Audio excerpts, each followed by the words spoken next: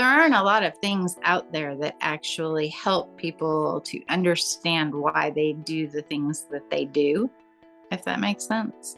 Absolutely. And the program actually forced me to think about why I do the things that I did.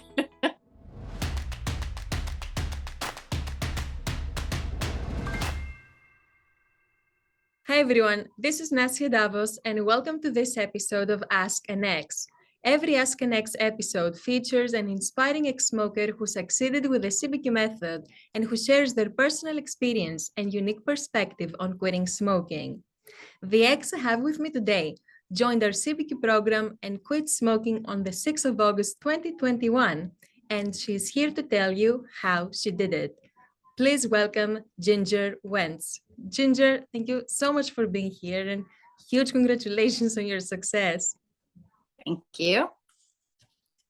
So how has it been this past more than a year since you quit smoking? How has this year plus been for you? It's been very freeing. Okay. I am a retired lawyer, and now I'm a landscaper. Okay. So a lot of time outside, but I used to take breaks all of the time and smoke. I still take breaks, but now I drink more water. Nice way to take a break, right? Yeah. And can you take me back? How did you start smoking? How much did you smoke for? How long? So I started smoking when I was in the Navy. Okay. After I'd had my children, and just started smoking casually. And then, like a lot of other people, my social smoking turned into a habit. Yeah. I had quit for about 10 years. Okay. And I had just done it cold turkey. Gained quite a bit of weight during that time, but eventually I lost the weight. And then while I was waiting for the bar results to come in for becoming a lawyer, okay, I started smoking again. I see. And how, okay, I have a lot of questions. So you said you were in the Navy. You were in the Navy. What do you mean? So I was in the United States Navy, and my was tracking submarines. Wow. Yeah. So I spent almost 10 years in the Navy, and then got out, went to college, and then went to law school. Yeah. And yeah, I mean, I'm what, this is such an impressive track record. So I college and law school, not smoking.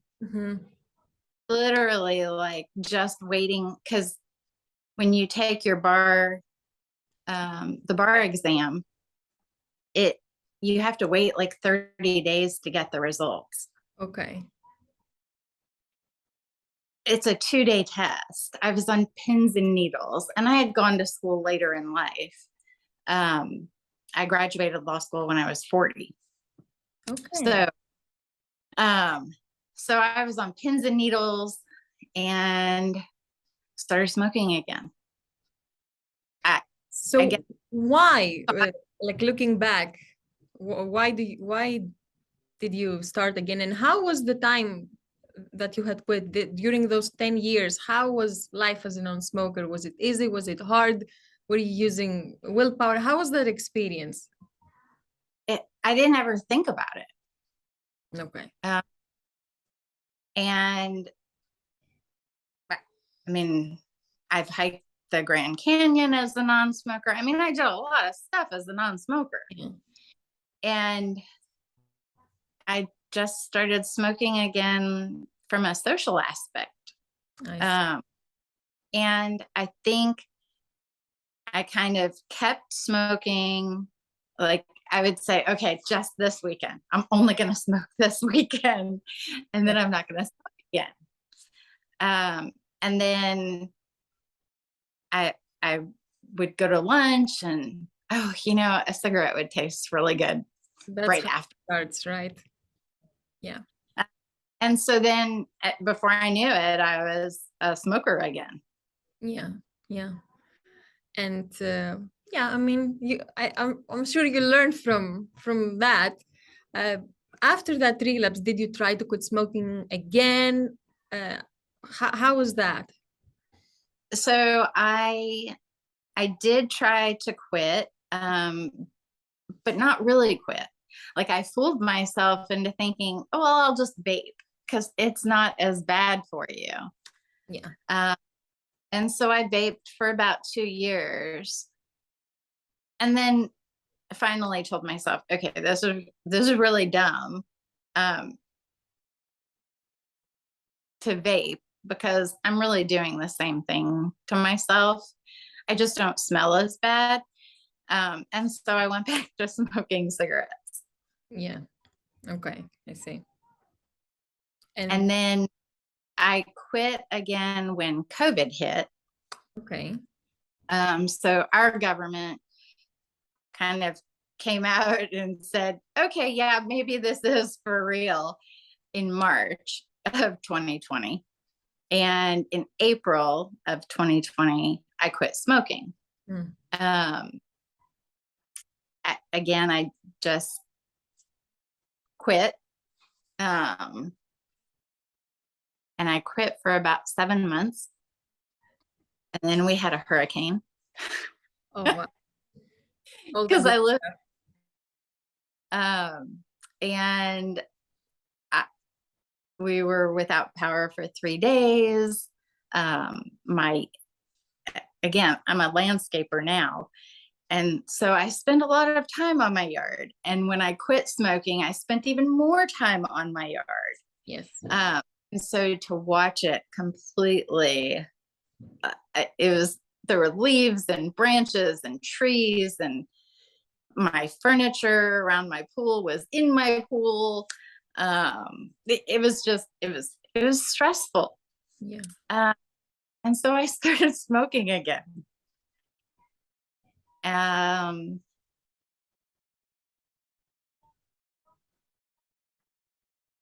I smoked for another 7 months. And I started the program. I found the program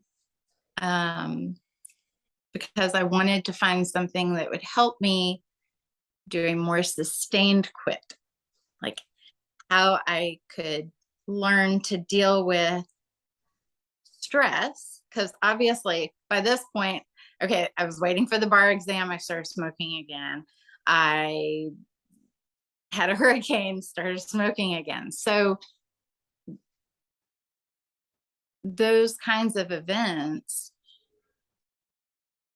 caused me to lean on something other than myself. Right. Exactly. So I started the program, and I talked with my doctor. And that's the Wellbutrin. Yes. Mm-hmm. So he gave me a 1 month prescription for it. But it was based on taking 2 pills a day.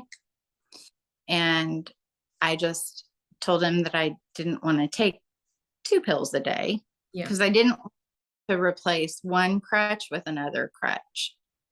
I still wanted to practice the things that I had learned in the program and coping mechanisms. And so I wanted to lean more on those than on a prescription, because I knew eventually I'd have to go off of this prescription. Exactly. And medication cannot teach you how to cope with situations or be happy or live your best life. It's just a thing for a specific reason, but it doesn't touch on this how to that is missing and makes people struggle and relapse. And you know that I say that we don't need medication to quit smoking, but still every person is unique, every story is unique, and you sharing that slightly different way of doing the program with Wellbutrin is very interesting. So how was this medication as an approach different or complementary to the CBQ for you? So I would take the pill a day. So I took 2 pills a day until I quit. Yeah. And I went through the program, refreshed. I mean, it had only been a month. You did it but again. I refreshed all of the tools. Great. I didn't necessarily do the logging and everything. I just immediately went back down to the minimum number of cigarettes. Okay. And just did the coping exercises. I also I have 4 dogs. So one of the things that I would do is I would pet my dogs. Right. Because it's something to do with my hands. Mm. I also bought a drum. And it's just it's called a tongue drum. Okay. And I don't know anything about music, but I would play my little drum. And I could go get it. But You can. I'm not good at it, but it's very meditative. Right. It helps you And yeah. It's very soothing. Soothing. And it gives me something to do with my hands.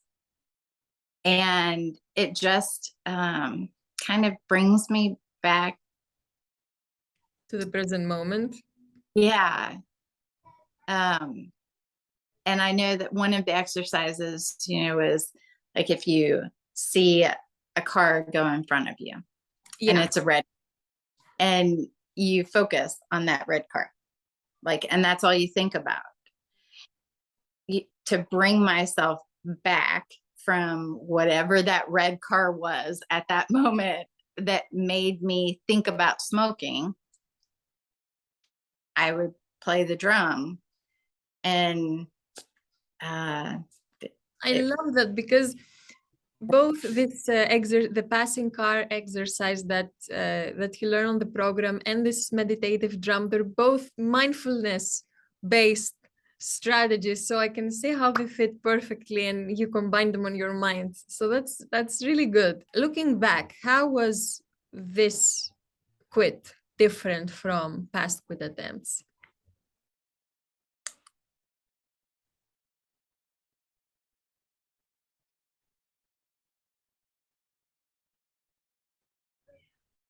I don't really, I think that when I quit before, I just thought, okay, I'm not a smoker anymore.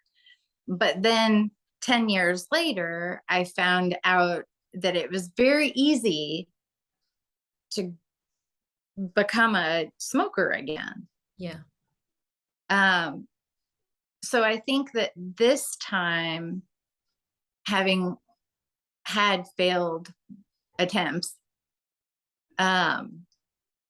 the CBQ method actually helped me to focus more on being mindful.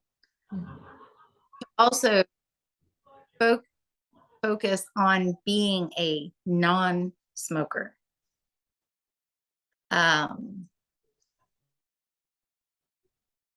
Even during the program, I had to change my wording. Like, I would tell people I'm quitting smoking.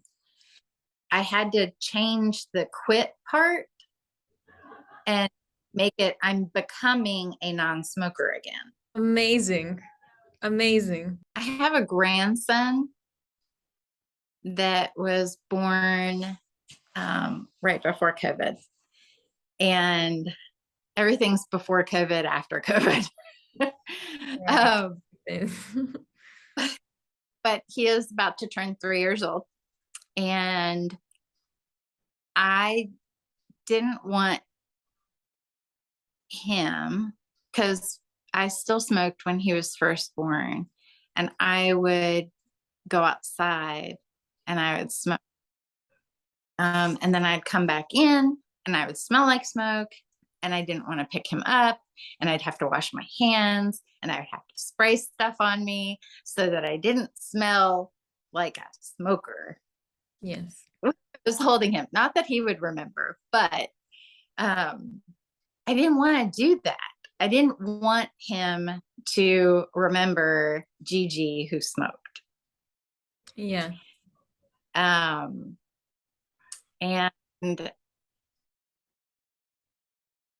so I just spent a lot of time focusing on what I want. There's be the person your dog thinks you are. Yeah.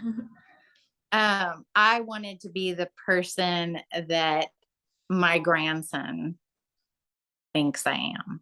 So That's very sweet. Yeah.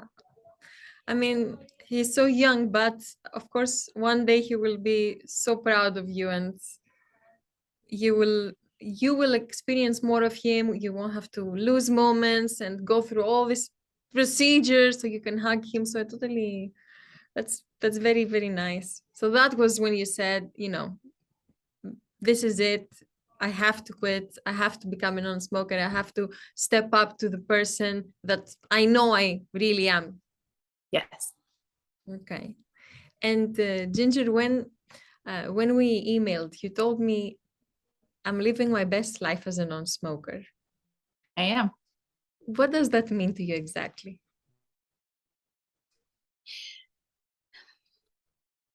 So when I would fly to go see my children, I dreaded going to the airport, dreaded it, because as a smoker, you have to smoke as many cigarettes as you can outside of the terminal. Yes.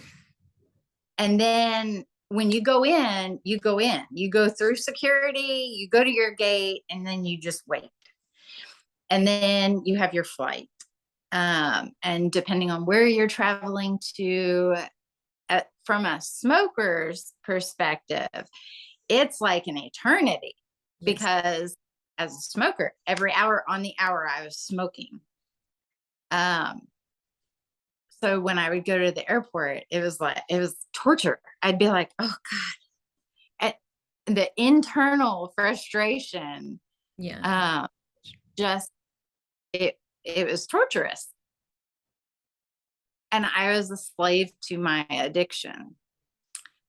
Now I can go to the airport and it's fine. I people watch, I look on my phone, catch up on Facebook, stalk people on Facebook, whatever. And it's not a big deal. Yeah. It's freedom. Yes, it is. When I go to dinner, I don't have to, if we're with friends, I don't have to say, okay, I'm going to go outside and smoke now. While they carry on the conversation, and I would go outside and I would smoke and I'd come back in and they'd have to catch me up. Now, not only did I smell awful, and I missed part of the conversation, then I put the burden on whoever I was with to catch me up. Yeah. What was going on. So there's a lot of things that I started to see working through the program that I was missing out on, or that I was experiencing because I was a slave to my addiction. Yeah. And now I'm free. I can go for walks. I can go out on my kayak with my husband. I can bike ride 10 to 15 miles. It's there. good life.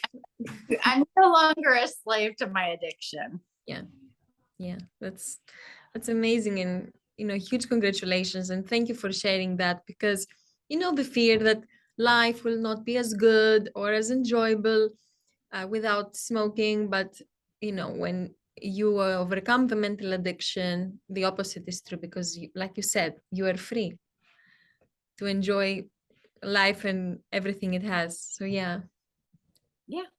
And I've learned how to, at least that there are other instruments out there that you don't have to actually be musically inclined or musically trained to enjoy.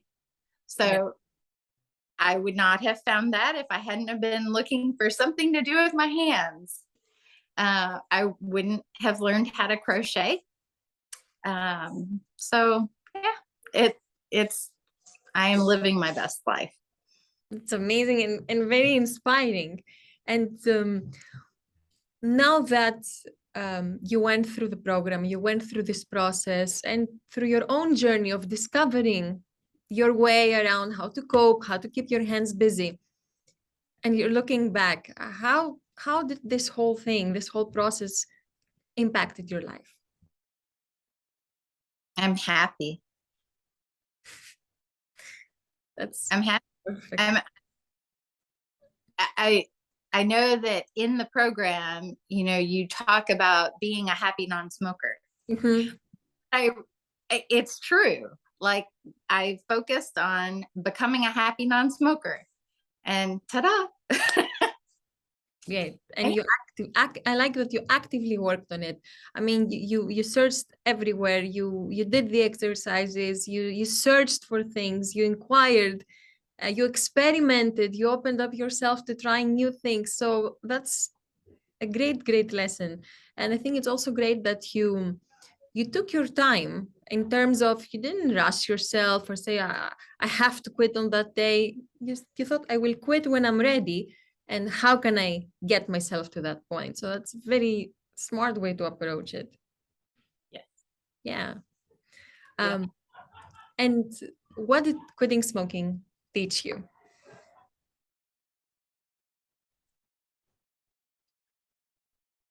I don't need a crutch. It doesn't need to be food. I haven't gained any weight. Wow, right. I wanted to ask you. And I had actually quit drinking caffeine for a while also. And I will still drink caffeine. Mm-hmm. I only drink coffee. But even that, I don't allow myself to be a slave to it. So I will fast from caffeine just to make sure that I am not addicted to. Yeah. I do like sweet food though.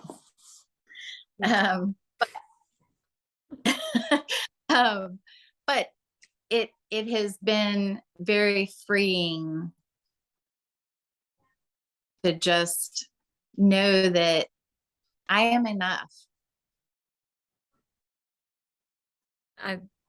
Being happy, knowing you're enough, isn't there anything better than that? I don't think so. And life is going to happen. There are going to be hurricanes. There are going to be life events. There are going to be trials and tribulations. But I am enough. I love this. And I think it resonates with many people, just this being enough. Yeah, absolutely. And actually, smoking is just a problem.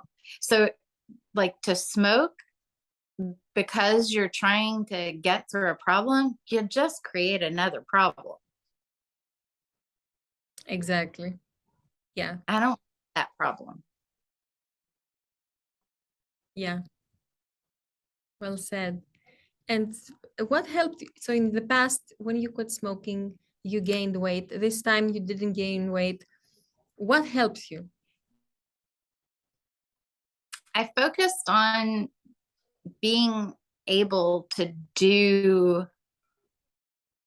things that put challenges on myself. Okay. So I, even as a non-smoker, when I quit for 10 years, I had run 5Ks and 10Ks. I can't run anymore. My hips won't allow me to do that. But there are a lot of things that I can still do. Yeah, of course. I can walk. I can go for bike rides. I can kayak. I can crochet. I can play the drums. I can pull weeds. There's a lot of stuff that I can do. And so I have focused on all of that. Mm-hmm.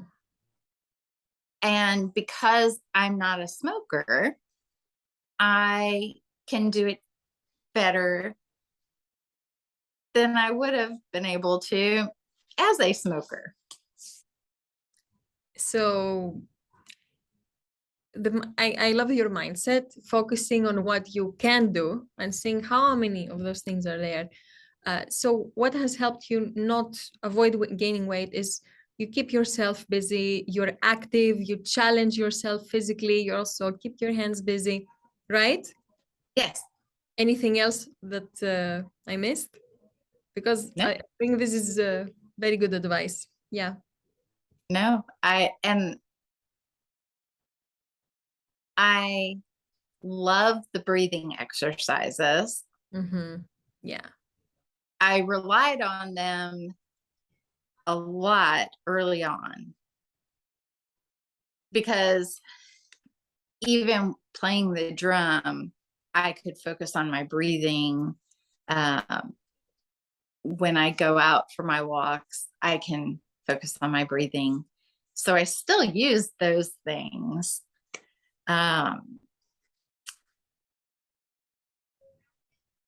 Sometimes without even thinking.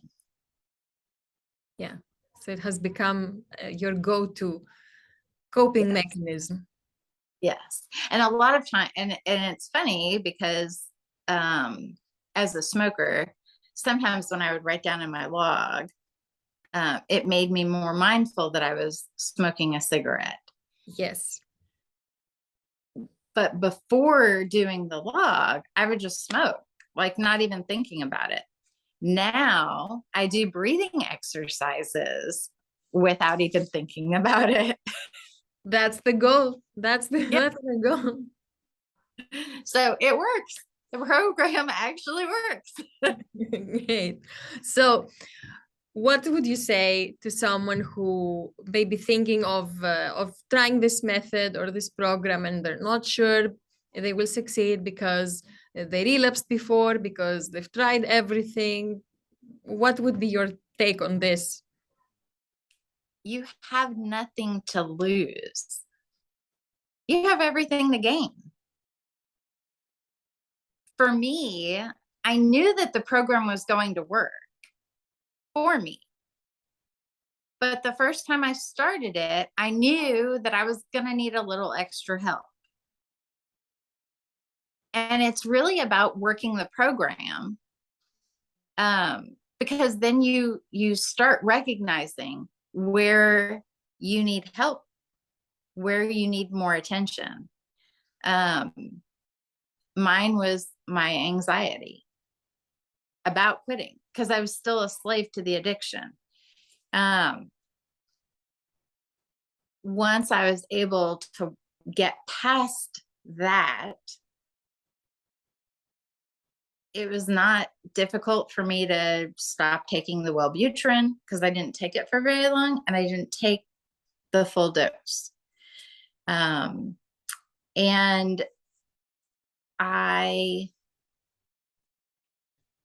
I think that people, if they just work the program, it doesn't matter how long it takes. if you get stuck on step 3, keep working step 3.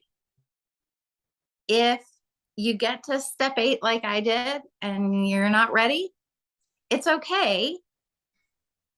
Stay on step 8, keep doing what you're doing, and figure out how to get to step 9, to day 9. If you get all the way through and you quit smoking, but then something happens and you relapse, don't lose your desire to become a non-smoker. Try again. And learn what those triggers were for you. I had to evaluate each time that I had failed at quitting. I had to look back at all of those times. And there's too many to even go through. And I've mentioned the bigger ones, but like a lot of non-smokers, or like a lot of smokers, I had tried multiple times. A day here, 2 days here, 4 days here, a week here, a month here. I had to evaluate each of those times what those triggers were, because it wasn't really the day-to-day triggers that were going to sabotage me. It was the big things, those things that had caused me to not be successful previously, that I had to focus on. Yeah. And it's not always pleasant to look back and see, oh, I failed there. What did I do wrong? But it's so enlightening, right? It is. But then I also had to answer the question, what are you going to do if that happens again? Of course. That's right. That's the question, isn't it? Right.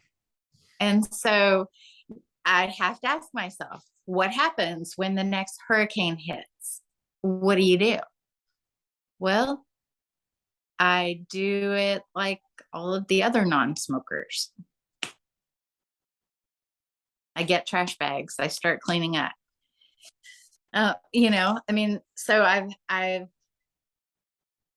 had to identify the big things in life that caused me to feel like I always had to have a cigarette to deal with it. And focus on, I am enough. I am enough without having a cigarette addiction. Yeah, and